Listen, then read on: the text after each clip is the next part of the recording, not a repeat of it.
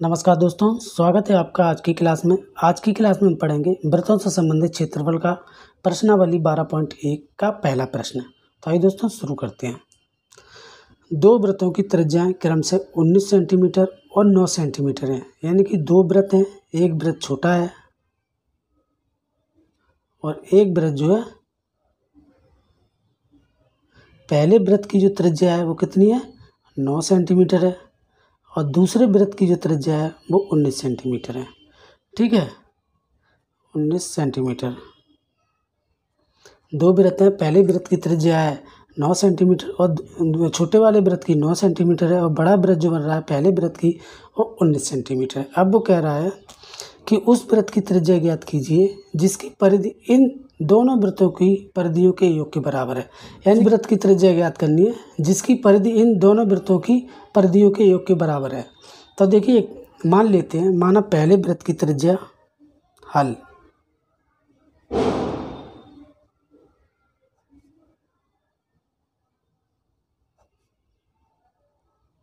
पहले वृत्त की त्रिज्या बराबर कितनी, R1 मान लेते हैं। R1 कितनी है, 9 सेंटीमीटर। दूसरे वृत्त की त्रिज्या बराबर मान लेते हैं R2। R2 बराबर 19 सेंटीमीटर। 19 सेंटीमीटर दोनों वृत्त मान लिए और हम तीसरा वृत्त भी मान लेते हैं। माना तीसरे वृत्त की त्रिज्या बराबर R3 है। R3 है, तीसरे वृत्त की त्रिज्या R3 है। अब प्रश्न में दिया गया है, हमें दिया है तीसरे वृत्त की परिधि, यानी कि तीसरे वृत्त की परिधि, उस वृत्त की त्रिज्या ज्ञात कीजिए जिसकी परिधि, तीसरे वृत्त की परिधि किसके बराबर है, इन दोनों वृत्तों की परिधियों के बराबर है। यानी कि पहले वृत्त की परिधि और प्लस हो जाएगी दूसरे वृत्त की परिधि।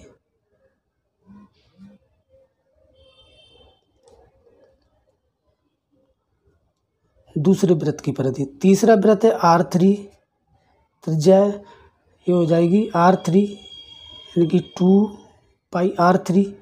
परिधि है तीसरे वृत्त की परिधि बराबर किसके है, 2πr1 प्लस 2πr2। यानी कि पहले वृत्त की जो हमने माना था R1 और दूसरी मानी थी R2, तो R2 ये हो गया, यहाँ पर ये निकला। अब क्या करेंगे, देखिए 2π यहाँ भी है, 2π यहाँ भी है, तो यहाँ लिखते हैं हम बराबर में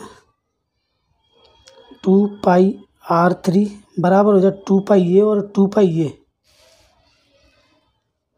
2πr3 हो गया। अब 2π ये और 2π ये दोनों को ले लेते कॉमन, तो यहाँ रह गया R1 प्लस R2। ठीक है, अब 2π ये और 2π ये कैंसिल हो गया, दोनों कैंसिल हो गई, बराबर में हो गया R3 बराबर रह गया R1 प्लस R2। अब R1 हमें कितनी दी है, R1 है 9, R2 है 19, तो बराबर में लिखेंगे हम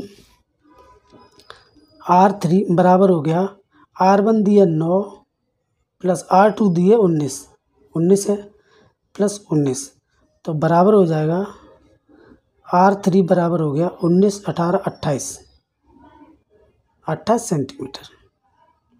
यानी कि 28 सेंटीमीटर जो है निकलेगी। तो तीसरे वृत्त की जो त्रिज्या निकलेगी वो निकलेगी 28 सेंटीमीटर। R3 यानी कि त्रिज्या जो निकली 28 सेंटीमीटर।